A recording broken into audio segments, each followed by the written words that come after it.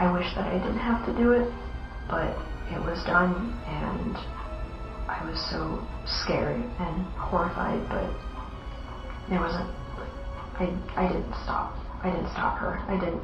The year was 2016, and on January 3rd, the police received a distressing phone call that marked the start of one of the most extraordinary murder cases they had ever witnessed. The caller, who was out walking their dog, reported discovering what they believed to be human bones to the operator. The operator immediately dispatched detectives to the scene. When the detectives arrived, they checked and found out the bones were from a human. But something strange was noticed, which was just the beginning of a complicated investigation to figure out what had happened and to solve the crime. Had a majority of the torso area, but we didn't have from the elbows or knees down, and we also did not have the skull. When detectives arrived at the scene, they discovered only a portion of a human body. This discovery raised immediate confusion and concern among the investigating officers, who knew immediately that foul play was involved. However, upon closer inspection, they saw marks across the bones, indicating that the victim had been dismembered after their death. The detectives pursued all possible leads in the case, including DNA analysis, but they hit a dead end as no matches were found. As the years passed, the case went cold and remained unsolved for 4 years until a startling revelation emerged.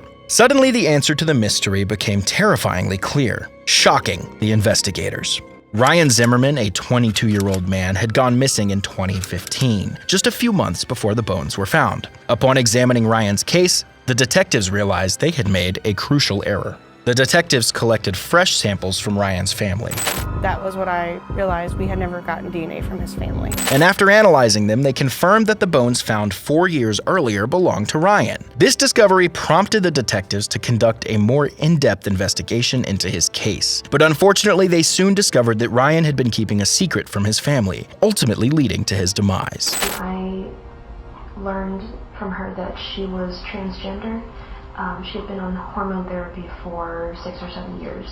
Ryan's social media and internet activity showed that he had met Corey Buzzard online a few months before disappearing. Ryan left his home in Kentucky and moved to Corey's house in Ohio with 2 women named Sarah and Naira. Ryan tried to adjust and get along with the other couple, but he often disagreed with Naira due to their conflicting opinions on how transgender women should present themselves. She felt that if you wanted to be a female, you needed to portray yourself as a female and not let anyone else know otherwise. After the initial excitement of living with Corey and his 2 companions, things started to go downhill for Ryan. Corey abruptly ended their relationship in late September, ordering him to leave their shared apartment. Ryan pleaded with Sarah to let him stay, but she clarified that he was only there for Corey's benefit and had to leave. However, it turned out that the situation was far more complicated than it seemed. One of Corey's companions, Naira, had developed a disturbing fantasy of killing Ryan and had been plotting his murder for some time. Initially, Sarah ignored Naira's disturbing comments, but as Naira's behavior became more erratic and she collected tools for murder, Sarah grew increasingly concerned. Unfortunately, no one took Sarah's fears seriously, and Naira carried out her deadly plan, leaving detectives puzzled for years after Ryan's remains were found scattered across a field. I tried to talk her out of it, calmly at first, and then I started getting a little hysterical. And she told me that if I didn't help, that she was going to do it anyway, and that it was going to be a lot messier and a lot harder to get everything done by herself, and that Corey would probably come home before she was finished. Sarah was deeply troubled by Naira's fantasies, but didn't report them to the authorities because she cared for her partner and didn't want to betray her. In addition, she felt guilty about losing someone who had supported her during difficult times. In her mind, killing Ryan was better than breaking up with Naira. Consequently, she joined forces with Naira and agreed to assist her in the heinous act. She had a rag that she dipped in bleach, and she had a bottle of vinegar next to her to add to it when the time came, because I guess they had some kind of chemical reaction and released some kind of poisonous gas. I don't really know, but she did the research for it. So when Ryan came out, I was waiting in the doorway of the office, waited until he walked down the hall, and then I jumped on him from behind, put him in a headlock and pulled him down to the floor with my body weight so I could hold him while Naira came in and straddled him and then pressed the rag over his face. When he started making these guttural gasping noises, Naira let me get out from under him, and I curled up in the office and cried. I didn't want to look at her, him. I wish that I didn't have to do it, but it was done, and I was so scared and horrified, but there wasn't, I didn't stop. I didn't stop her. I didn't. After Ryan's murder, Sarah and Naira dismembered his body and disposed of it across multiple states. Despite their efforts to cover up the crime, police connected them to Ryan through his social media activity. Traces of human blood were found in their apartment and car, leading to Sarah's arrest and confession. However, when detectives went to arrest Naira, she pulled out a firearm and took her own life in front of them. Sarah was sentenced to life in prison for her involvement in the murder. This case is one of the most unusual and disturbing in recent memory. In August 2020, Michael Parks reported his missing wife, Hope, to the police. He claimed they argued and she left with someone in a car. Michael gave specific details about Hope's appearance, such as her tattoos and hairstyle, which perfectly matched the body the police had found earlier that day.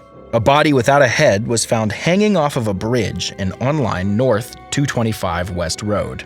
Michael Parks called to report his wife Hope missing, and the tattoos on the body matched her description. Michael revealed they were arguing about their son's drug abuse and gave Hope an ultimatum to choose between him or their son. We've been arguing over my son for the last couple months. Okay. He's in and out of drugs. I don't want him there. She wants him there. It got to the point where I told her to choose between me or him. The detective eventually informs Michael that they may have found his missing wife. This news makes him more uneasy, evident in his body language, which suggests he might be concealing something. It's a peculiar reaction considering he claimed to be concerned about her and just wanted her to return home. Detectives search his current residence to clear Michael of any suspicion, and Michael readily consents. And we'd like to be able to get that from you. Is that something you'd be willing to do? I can bring you the car right now if you want.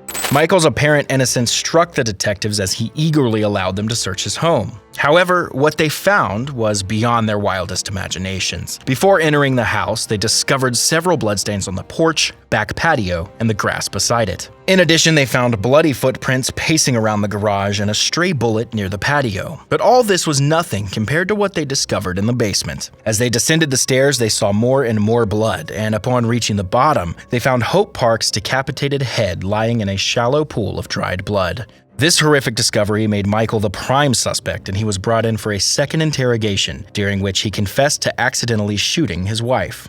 I was going to clean the gun. I sat at the kitchen table. It went off. There was still one round in. She hit the floor. She was fixing dinner. I panicked. I just flat out panicked. I didn't know what to do.